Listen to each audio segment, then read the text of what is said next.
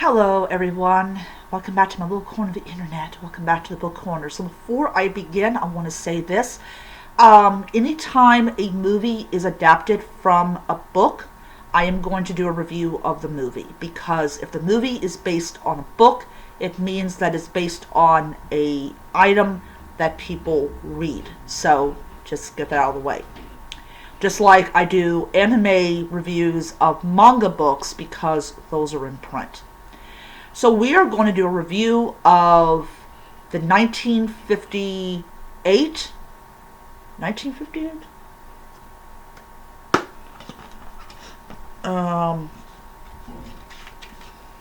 see if I can hear. Yeah, the 1958 version, adaptation of the 1955 book, A Night to Remember, written by Walter Lord. Okay, so here's it. This is a digital remastered Blu-ray copy of the old black and white movie. And I'm really glad they do not put this thing in color because it's not appropriate. So, during the time that Walter Lord wrote the book A Night to Remember, there was little to no interest in the Titanic. It's not like it is now with like, oh wow, let's talk about the Titanic and oh looky, we're going to go to the museums. None of that. None of that.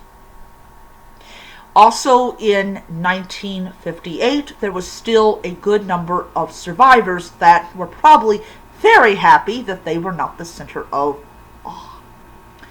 So, first of all, they used the Queen Elizabeth in place of the Titanic as far as the launching scene is concerned.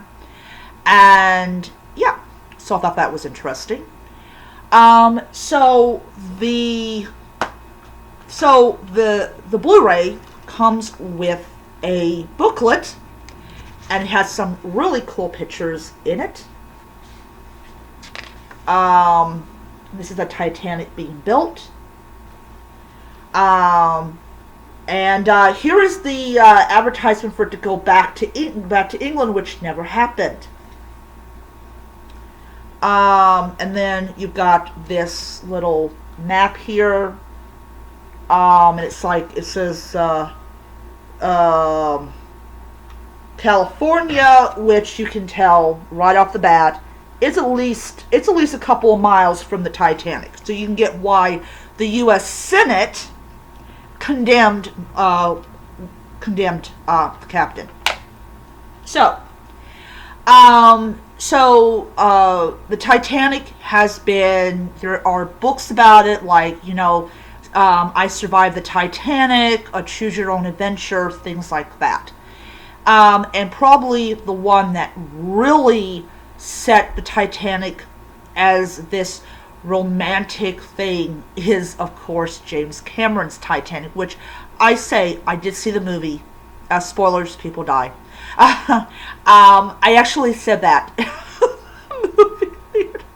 We were in a theater that had this hole in the ceiling. It was not up to code. We didn't care. We went to see Titanic we went to see Titanic. The movie theater got torn down a year, I think 2 years later, but people still went there, no matter how shabby and bad it was. We did strange and dangerous things in the 90s. We still survived it. We're still here. So anyways, so this is this is based on the book, and this is talking about the Titanic and what happened to it, and the lives of the people on board, and so wonderful acting all around. Loved the acting. So when we're talking about people placing blame, so people do not know, or people probably do know, there was 2 inquests. So the first one was in England, the other one was in the United States. And the reason that the inquiry happened in the United States as well as in England is, I believe it was that Americans died on the Titanic. So anytime you have American citizens who die, especially on the maiden voyage, the Senate wants to know what the fuck happened. How the hell is a luxury liner at the bottom of the Atlantic Ocean with all its fittings and furnishings and all that type of stuff? So I think I read that Taft's Secretary of State died on the Titanic. I gotta check that out. But anyways, so people had to answer to it. And this movie does something very, very good. It makes you blame the captain of the California. And rightly so, Americans were royally pissed off with him. So he went before the Senate, or I think he went before the Senate, and they found that his negligence during the disaster was completely unacceptable to a captain of a ship. So basically, they're saying, you're the captain of a ship. You see another ship in the distance, or you hear another ship's in the distance, and they're firing off rockets. Why the fuck would you not go and investigate why they firing rockets? Maybe they're in distress. Maybe they need your help. Maybe you need to get your ass out of the bed and do your fucking job. That is the impression I got from it. And for years, his poor little self was like, but I'm not responsible for all those people dying. I'm not. I was totally innocent. That is the impression that you get. And the fact the man was like, I didn't do nothing wrong, you know, there was a nice field and all that stuff. Yeah. That was the emotions I got out of it, was you're an asshole and you don't deserve to be a captain. Yeah. Now, is it true that he probably was responsible for the fact that his ship did not come to the aid of another ship? There's a good chance. There's a good chance, because the American government was a lot more brutal to, like, Captain Smith and the captain of the California. And this was based on a lot of testimony that was done. So back to the movie. I really loved this movie. And people's like, oh, it's black and white. It's not as good as color. Yeah, you're an idiot, you know. Black and white is always... I love black and white movies. I really do. And I'm pretty sure the movie did not help the captain of the California's reputation, because people drew away from it that this idiot was 10 miles away. So, the book that's adapted from, or the movie that's adapted from the book, definitely does a great job in not doing the shit show that Titanic did. Yeah. Oh, the whole thing about the guy shooting himself in the head? Yes, there are guns in this movie, but it was used to not to shoot themselves with, but to scare the shit out of the passengers. Because he's like, yeah, you're all going to be dead anyways. It's like, yeah. But I'm not going to shoot you, and I'm not going to shoot myself. So, yeah. So, you literally have,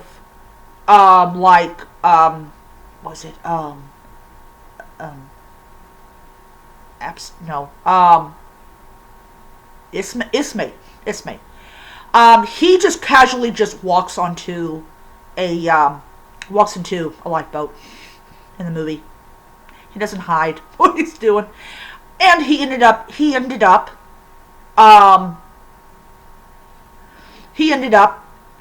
having an answer for rumors that he had pressured Captain Smith into going faster. Though in the movie, I don't really get that. I don't remember the scene where, where Ismay said, "Hey, yeah, I'd like to get to New York a little early." No. Not like in the James Cameron Titanic, where James Cameron makes it clear that Ismay pressured the captain in going faster. And this is all based, of course, on the Senate testimony, where this one survivor said that she was in the dining room and she heard Ismay say, "Hey, let's go faster." So that was actually put in the movie as well. So you can tell that Cameron used a lot of what the Senate said.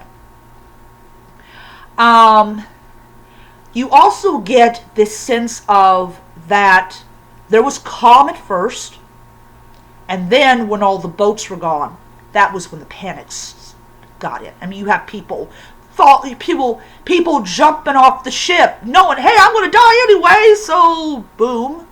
You have people doing in their own language, the Lord is my shepherd, the Lord is my shepherd, I shall not want, and it goes on and on. So you have them in that context of this is their last final moments that they're going to be alive, and they're going to have that prayer come out of their lips. And the sad part was the employee, the crew member, covering up the little boy, trying to keep him as warm as possible, and they both died in the sinking.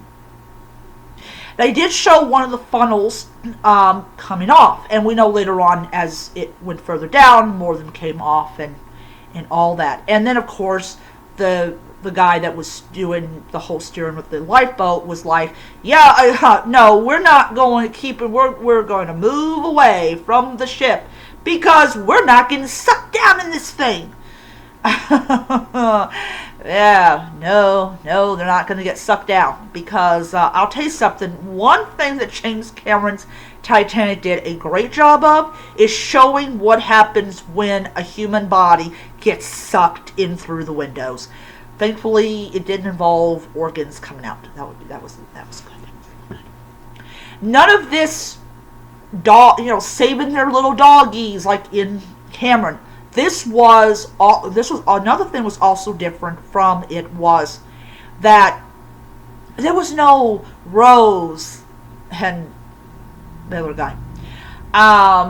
There was just showing the terror and horror of the Titanic sinking. There was no love between these, classes of passengers. There was, you have Astor, one of the two, Astor, him and his wife, staying together towards the end, which I thought was really heartfelt. And they got their, they got their age right. But yeah. So what do you get out of it when you watch the movie? Well, you get the impression that the wireless people cared more about getting these messages for the rich to where they were going than, by the way, I got this really super important one that had to be delivered. I think I read somewhere that the captain never got that particular one, which would have saved a lot of people's lives. I don't know why I think that. And of course you come along that the Captain of California is a pile of shit. Yeah. And that the wireless operator never kept the thing on, which is now a requirement. You gotta be in constant communications with everyone else. But their deaths were not in vain. And it caused,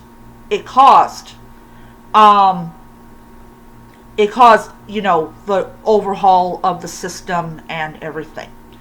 I did like, though, about the men on the Titanic deck. They were using their strength to lower it. So there was a lot of like muscle involved in lowering it, and this woman was literally like, I said at the screen, just throw her in the lifeboat, cause she ain't going nowhere. Just two men, just toss her in the lifeboat. I'm sorry, but excuse me, woman, you're keeping us from surviving, so we'll just throw her. I love the actress who played Molly Brown. She was a spitfire. And also thing was, she was very different from the other passengers. She did not care about if, oh, I'm rich. I don't need a row this lifeboat. Give me the fucking thing and I'm gonna row this ass.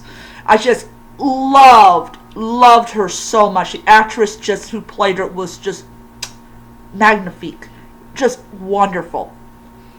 And then we have the drunk guy. We have to just admit to the drunk guy. He drunk so much. I think it was whiskey, or it might have been brandy. It was a black and white, so I couldn't tell if it was whiskey or brandy. And literally, he got so drunk